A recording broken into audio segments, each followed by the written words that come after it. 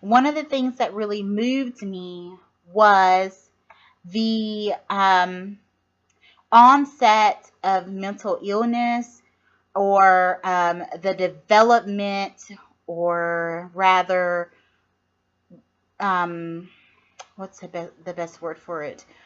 Perhaps you may have had mental illness your whole life, but it really exaggerated or worsened while you were in college. And as a professor now, one of my greatest goals is to be able to create safe places for my students to talk, as well as to serve as a resource to my students, and to be there to be supportive and protective. And one of the things, as I said, I'm noticing is this onset or this worsening of mental illness.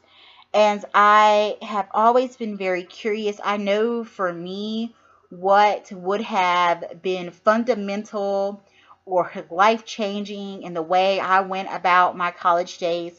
But I wonder for you all, even if you do not have a mental illness, to just think to yourself, what do you think really needs to change in the college culture, the structure of college, that could protect our students from mental illness, or to connect our students to more adequate care for mental illness? I'm really curious about this. This summer, I watched a video, not this summer, yeah, it's probably this summer, towards fall, I watched a video, um, and it was discussing how many professors accidentally out their transgender or LGBTQ plus students through roll call, or using incorrect gender pronouns because you never asked.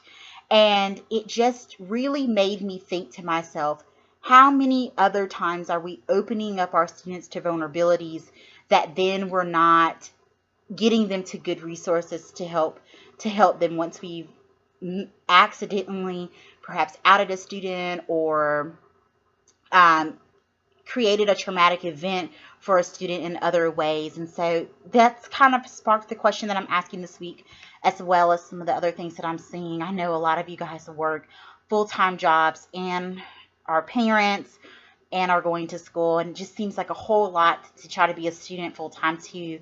And so I'm kind of wondering, and I've had some questions in the department from professors as well about, well, we've been thinking about doing X, Y, and Z for our students. What do you think? So I'd love to hear from you guys in that sense. So please share as much as you would like to, and be as vulnerable as you would like to. And I'm really appreciating how safe of a space that the entire class is making it for everyone. I'm seeing a lot of sharing and a lot of protection for each other and to each other. And I am surely hopeful that what's being shared in the class is staying in the class and it's not going out to others. So that is that.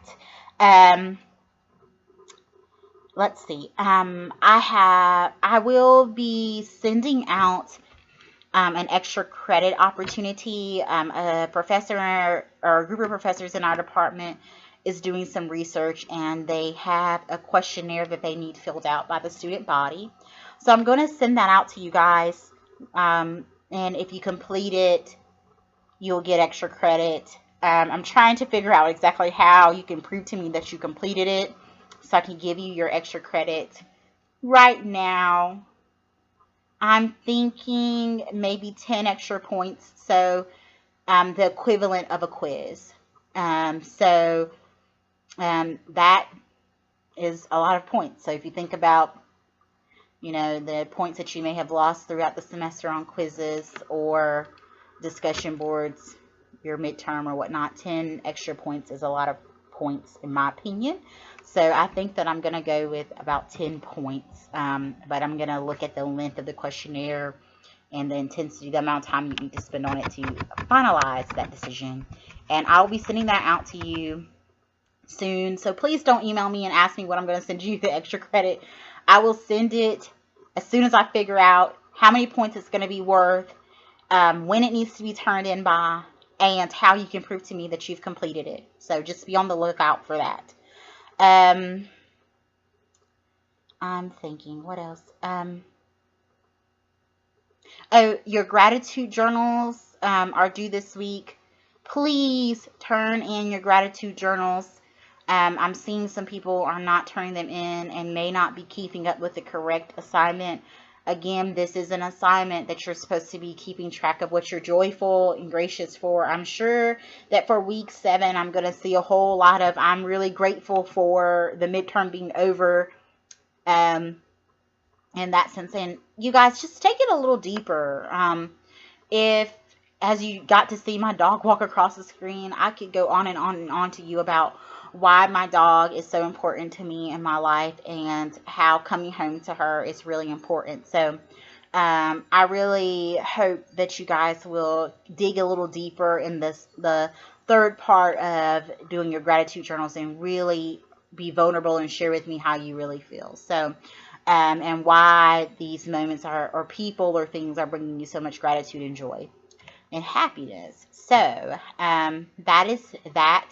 I apologize for the fact that this video is 2 parts. I accidentally pressed the stop button as I was talking, and I was not going to start this video all over again.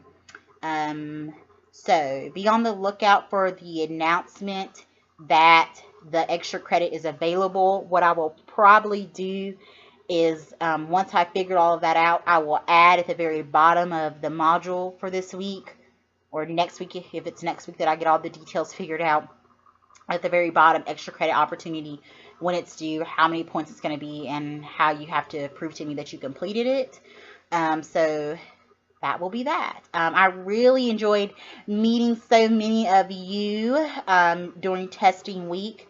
We will be testing in the same room for finals. And again, go ahead if you know you're not testing with me, because for finals, we only have 1 testing time and day. So please check that date. It's under course information. It's in a document called exam sessions, I believe. Check it. See if you can attend. If you can't attend, go ahead, get your proctor.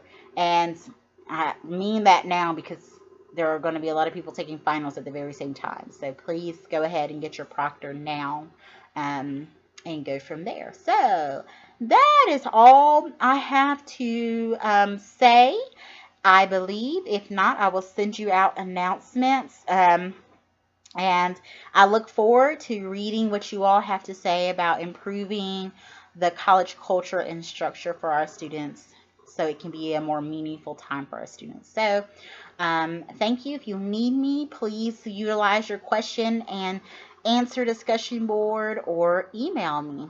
Talk with you soon. Have a great week. Bye-bye.